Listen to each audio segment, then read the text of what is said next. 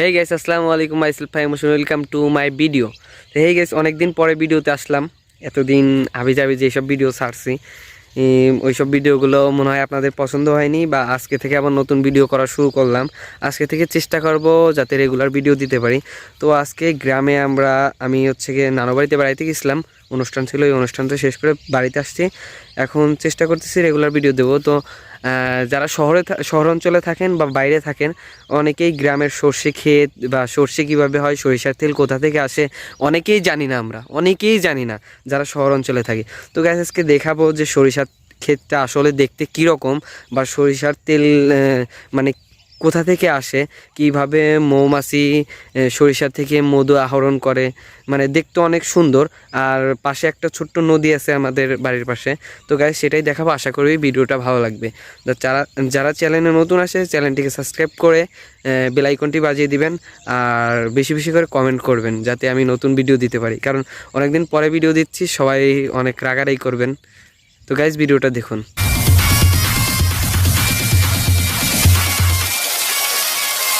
पुष्पा नाम सुन के फ्लावर समझे क्या? फायर है भाई। তো দেখুন গাইস, আজকে আমাদের সাথে শামীম ওসমানও আছে, নারায়ণগঞ্জের শীর্ষ সন্ত্রাসী শামীম ওসমান। দেখুন পাশে নদীটা কত সুন্দর, মানে বিকাল টাইমটা সূর্যটা অনেক সুন্দর লাগছে। দেখুন এখানে ধানের চারা দিয়েছে, এখান থেকে ধানের চারাগুলো তুলে ভালো জায়গায় লাগানো হয়। দেখুন খুব সুন্দর একটা পরিবেশ। এখানে আসলে মনটা অনেক ভালো হয়ে যায়, ফ্রেশ হয়ে যায়।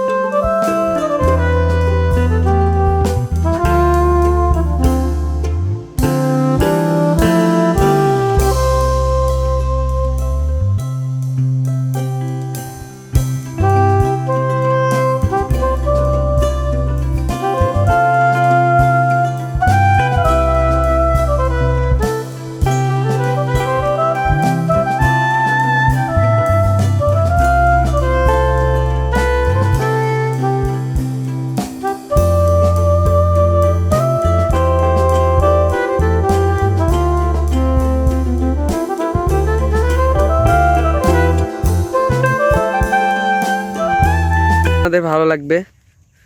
তো আজকের মতন ভিডিওটা এই পর্যন্তই। তো চ্যানেলে নতুন আসলে চ্যানেলটিকে সাবস্ক্রাইব করে দিবেন।